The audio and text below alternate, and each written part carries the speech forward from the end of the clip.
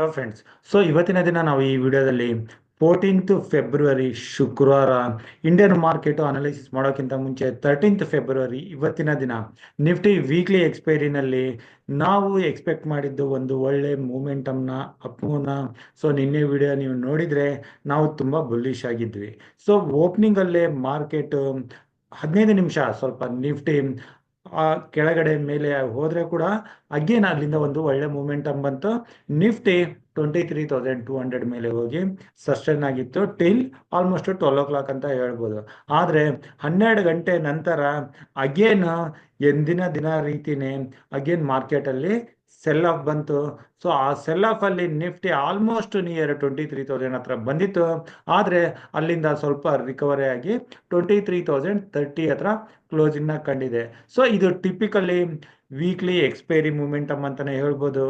Weekly ಎಕ್ಸ್ಪೈರಿನಲ್ಲಿ ನಾವು ಒಂದು ಒಳ್ಳೆ ಅಪ್ ಮೂವ್ ಬರ್ಬೋದು ಅಥವಾ ಒಂದು ಸೈಡ್ ವೇಸ್ ಹೋಗ್ಬೋದು ಅಂತ ಡಿಸ್ಕಸ್ ಮಾಡಿದ್ವಿ. ಆದರೆ ಇಲ್ಲಿ ಅಪ್ ಮೂವ್ ಬಂದಿರೋದು ಫೇಲ್ ಆಗಿ ಕೆಳಗಡೆ ಬಂತು. ಆಲ್ಮೋಸ್ಟ್ ನಿನ್ನೆ ಕ್ಲೋಸಿಂಗ್ ಲೆವೆಲ್ ಹತ್ರನೇ ನಿಫ್ಟಿ ಬಂದು ಕ್ಲೋಸಿಂಗ್ನ ಕಂಡಿದೆ. ಇಲ್ಲಿ ನೀವು ನೋಡ್ಬೋದು ನಿಫ್ಟಿನಲ್ಲಿ ಬಂದ ರಿಕವರಿ 23,200 ಇಂದ ರಿಜೆಕ್ಷನ್ ಕಂಡಿದೆ. ಇಲ್ಲಿ ಮೇಲೆ 10 ಡೇ ಮೂವಿಂಗ್ ಅವರೇಜ್ 23,269 ಈ ಲೆವೆಲ್ ಅಲ್ಲಿ ಇತ್ತು. ಅಟ್ಲೀಸ್ಟ್ ಈ ಲೆವೆಲ್ನಾದ್ರೂ ನಾನು ಟೆಸ್ಟ್ ಮಾಡ್ಬೋದು ಅಂತ ಎಕ್ಸ್ಪೆಕ್ಟ್ ಮಾಡ್ತಾ ಇದ್ದೆ. ಆದರೆ ಇದಕ್ಕಿಂತ ಮುಂಚೆನೆ ಅರೌಂಡ್ 11:30 ಇಂದ ಮಾರ್ಕೆಟ್ ಅಲ್ಲಿ ರಿಜೆಕ್ಷನ್ ಬಂತು. ಆದ್ರೆ ಇಲ್ಲಿ ಪಾಸಿಟಿವ್ ಆಗಿ ಹೇಳ್ಬೇಕು ಅಂತಂದ್ರೆ ನಿಫ್ಟಿ ಪ್ರೀವಿಯಸ್ ಡೇ ಹೈ ಹೋಗಿತ್ತು, ಆದ್ರೆ ಪ್ರೀವಿಯಸ್ ಡೇ ಲೋನ ಇಲ್ಲಿ ಟೆಸ್ಟ್ ಮಾಡಲಿಲ್ಲ. ಹೈಯರ್ ಲೋನ ಇಲ್ಲಿ ಫಾರ್ಮ್ ಮಾಡಿದೆ. ಇದರಿಂದ ನಾವು ತಿಳ್ಕೊಬೇಕಾದದ್ದು ಏನಂತಂದ್ರೆ 14th ಫೆಬ್ರವರಿ ನಾವು ಅಗೇನ್ ವಾಚ್ ಮಾಡಬೇಕಾಗತ್ತೆ.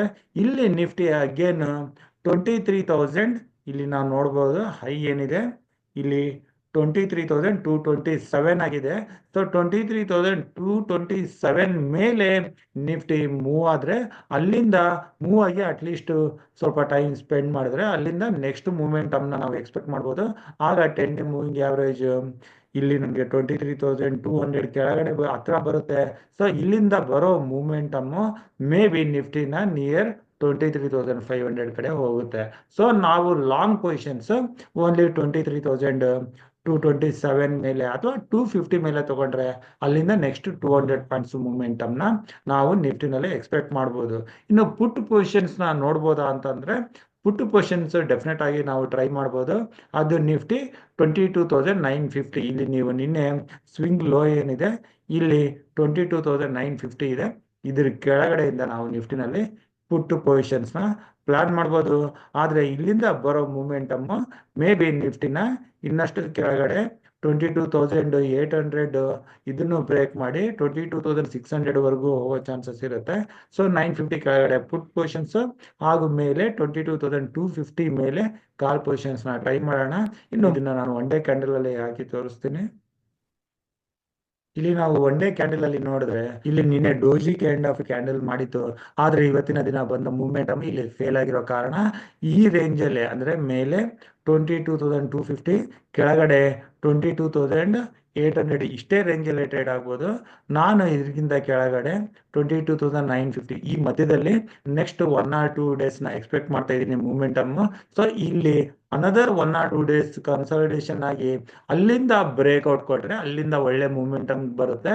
ಹಾಗಾಗಿ ನಾವು ಮಧ್ಯದಲ್ಲಿ ಯಾವುದೇ ಟ್ರೇಡ್ ತಗೊಳ್ಳೋದು ಬೇಡ. 250 ಮೇಲೆ ಕಾಲ್ ಪೊಸಿಷನ್ಸ್ ಹಾಗೂ ಕೆಳಗಡೆ 22,950 ಕೆಳಗಡೆ ಪುಟ್ ಪೊಸಿಷನ್ ತಗೊಳ್ಳೋದ್ರ ಬಗ್ಗೆ ಯೋಚನೆ ಮಾಡೋಣ. ಇದು ನಿಫ್ಟಿ ಆಯ್ತು. ಇನ್ನು ನಾವು ಬ್ಯಾಂಕ್ ನಿಫ್ಟಿಗೆ ಬಂದ್ರೆ ಬ್ಯಾಂಕ್ ನಿಫ್ಟಿನಲ್ಲಿ ಕೂಡ ಅದೇ ರೀತಿ ಇಲ್ಲಿ ಚಾರ್ಟ್ ಫಾರ್ಮೇಶನ್ ಆಗಿದೆ. ಇಲ್ಲಿ ನಾನು ಬ್ಯಾಂಕ್ ನಿಫ್ಟಿನಲ್ಲಿ 49,600 ಮೇಲೆ ಬುಲ್ಲಿಶ್ ವ್ಯೂನ ತಗೊಂಡಿದ್ವಿ. ಈಗಲೂ ಅದೇ ರೀತಿ ಇದೆ. ಆದ್ರೆ ನಾವು ಬ್ಯಾಂಕ್ ನಿಫ್ಟಿನಲ್ಲಿ ನೆಕ್ಸ್ಟ್ ಮೂಮೆಂಟಮ್ ಬ್ಯಾಂಕ್ ನಿಫ್ಟಿ 49,800 ಮೇಲೆ ಟ್ರೈ ಮಾಡ್ಬೋದು. 800ಗಿಂತ ನಮಗೆ 49,900 ಮೇಲೆ ಒಂದು ಒಳ್ಳೆ ಮೂಮೆಂಟಮ್ ಸಿಗೋ ಚಾನ್ಸಸ್ ಇರುತ್ತೆ. 49,900 ಟ್ರೈ ಮಾಡಿದ್ರೆ ಅಲ್ಲಿಂದ ಒಂದು ಒಳ್ಳೆ ಶಾರ್ಟ್ ಕವರಿಂಗ್ ನ ಎಕ್ಸ್ಪೆಕ್ಟ್ ಮಾಡ್ಬೋದು. ಇನ್ನು ಬ್ಯಾಂಕ್ ನಿಫ್ಟಿನಲ್ಲಿ ನಾವು ಪುಟ್ ಪೊಸಿಷನ್ ತಗೊಳ್ಳೋದು ಬೇಡ. ನಿಫ್ಟಿಗೆ ಕಂಪೇರ್ ಮಾಡಿದ್ರೆ ಬ್ಯಾಂಕ್ ನಿಫ್ಟಿ ಸ್ವಲ್ಪ ಸ್ಟ್ರಾಂಗ್ ಆಗಿ ಕಾಣಿಸ್ತಾ ಇದೆ. ಯಾವುದೇ ಲೆವೆಲ್ ಇಂದ ರಿವರ್ಸ್ ಕಾಣ್ಬೋದು. ಏತಕ್ಕಂದ್ರೆ ಇಲ್ಲಿ ನೀವು ಚಾರ್ಟ್ನ ಸರಿಯಾಗಿ ನೋಡಿದ್ರೆ ನಿಫ್ಟಿ ಕೆಳಗಡೆ ಬರ್ತೀನಿ ನಾನು. Nifty almost near 27th Jan low ಹತ್ರ ಬಂದಿತ್ತು. ಆದರೆ ಬ್ಯಾಂಕ್ ನಿಫ್ಟಿ 27th ಲೋ ಇಂದ ತುಂಬಾ ಮೇಲೆ ಇದೆ, ತುಂಬಾ ಸ್ಟ್ರಾಂಗ್ ಆಗಿ ಕಾಣಿಸ್ತಾ ಇದೆ.